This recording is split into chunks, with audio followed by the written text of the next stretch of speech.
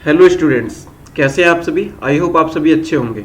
आज हम देखेंगे आपकी क्लास 9th का साइंस का चैप्टर 1 जिसका नाम है हमारे आसपास के पदार्थ, यानी कि हमारे आसपास पदार्थ कौन से होते हैं, उनकी अवस्थाएं कौन सी होती हैं, इस प्रकार की कुछ चीज़ें। और साथ ही साथ हम कुछ important points with explanation with example देखेंगे। तो चलिए शुरुआत करते हैं हम आज के टॉपिक की।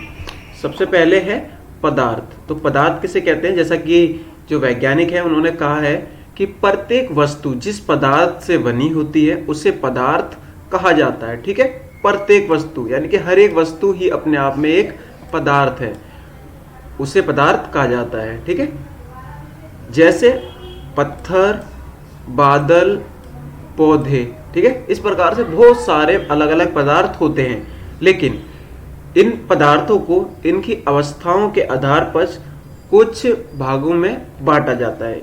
इन पदार्थों की कुछ अवस्थाएं हैं, वो हैं ठोस, द्रव, गैस। आपके घर में पाई जाने वाली सारी चीजें इन तीनों अवस्थाओं में से किसी या किसी एक अवस्था में पाई जाएगी। मान लीजिए आपकी जो मदर है वो खाना बनाती है, तो खाना बनाने में जो हमारी गैस यूज होती है वो, जैसा कि मैंने नीचे भी लिखा है, एलपीजी। ठीक है, तो ये अपने आप में गैस है।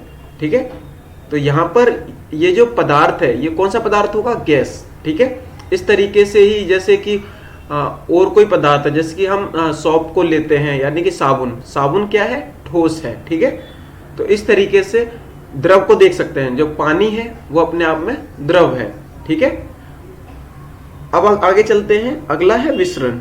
विसरण किसे कहते हैं, दो विभिन्न पदार्थों के कणों का, ठीक है, आपस में मिलना विसरण कहलाता है। यानी कि दो अलग अलग पदार्थ होंगे और जब वो एक दूसरे से मिलेंगे, उनका ही आपस में जो मिलना होगा वही होता है विसरण। ठीक है, और इसमें कोई भी पदार्थ हो सकते हैं। ठीक है, आगे चलते हैं। जैसा कि मैंने अभी बताया, एलपीजी जो आपके घरों में यूज होती है। ठीक है, इसकी फुल फॉर्म है लिक्विड पेट्रोलियम गैस। बच्चों हिंदी में से कहते हैं द्रवीकृत पेट्रोलियम गैस। ठीक है, इसी तरीके से दूसरी जो गैस है वो है सीएनजी। लेकिन सीएनजी कहाँ यूज होती है, आप सभी जानते होंगे। आपके घरों में आपके फादर, आपके पेरेंट्स कुछ व्हीकल्स का यूज करते होंगे जिसके अंदर की सीएनजी गैस भरी जाती है, जैसे कि कार। ठीक है, तो इस सीएनजी की फुल फॉर्म है कंप्रेस्ड नेचुरल गैस। हिंदी में से कहते हैं संपीड़ित प्राकृतिक गैस। ठीक है, आगे चलते हैं। गलनांक।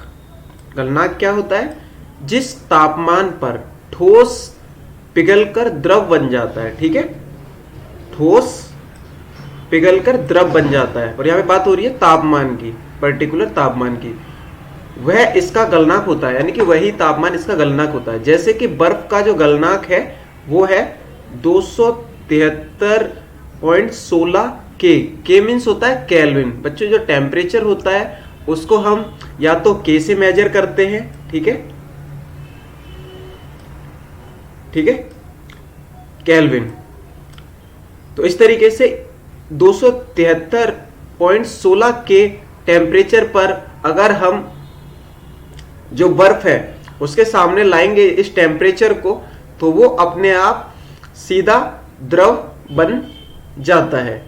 ठीक है, और एक अगला और होता है मेजरमेंट का, उसको बोलते हैं फ़ारेनहाइट। आपने देखा होगा जो फीवर वगैरह होता है तो उसमें भी जो टेम्परेचर है उसको हम फ़ारेनहाइट से दिखाते हैं। ठीक है, अब आगे चलते हैं।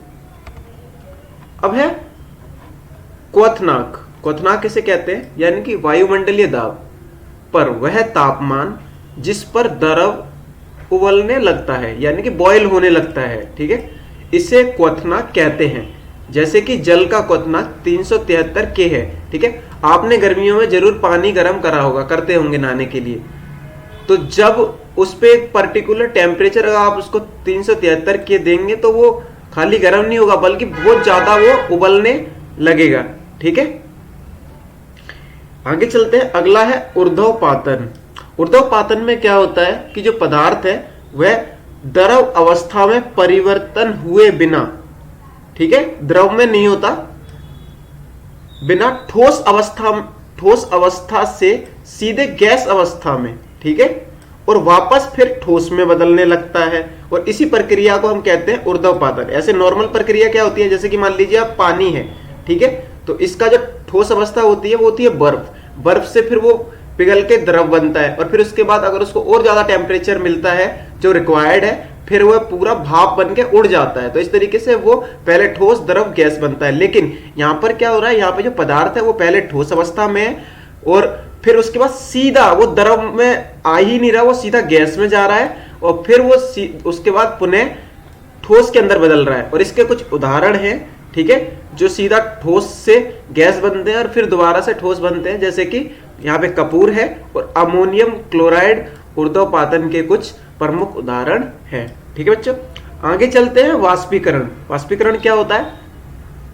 क्वथनांक। जैसा कि मैंने आपको बताया कि वह तापमान जिस पर द्रव उबलने लगता है, ठीक है, अगर इससे कम तापमान पर द्रव के वाष्प में, यानी कि द्रव के वाष्प में परिवर्तन होने की प्रक्रिया को ही वाष्पीकरण कहते हैं। लेकिन जैसा कि इसके अंदर लिखा है, जो तापमान क्या है वह कम तापमान की बात हो रही है, ठीक है। जैसे खुले बर्तन में रखे पानी का वाष्प बनना। कोई पानी खुला रखा है तो अपने आप भी उसके अंदर से जो पानी की बूंदें हैं वह वाष्प बनकर उड़ती रहती है, उसे ही हम वाष्पीकरण कहते हैं। अगला है आर्द्रता। आर्द्रता किसे कहते हैं? वायु में विद्यमान जल वाष्प। बच्चों, वायु में बहुत सारे जो पानी के कण वगैरह होते हैं, ठीक है, उसे ही उसकी जो मात्रा होती है कि जितनी मात्रा में वह है उसे ही आर्द्रता कहते हैं। ये ज्यादा भी हो सकता है, कम भी हो सकता है, ठीक है। वायु में विद्यमान जलवाष्प की मात्रा को आर्द्रता कहते हैं। आगे है फ्लोरेसेंट ट्यूब। फ्लोरेसेंट ट्यूब का ये मैंने अलग से एग्जांपल डाला है, ठीक है।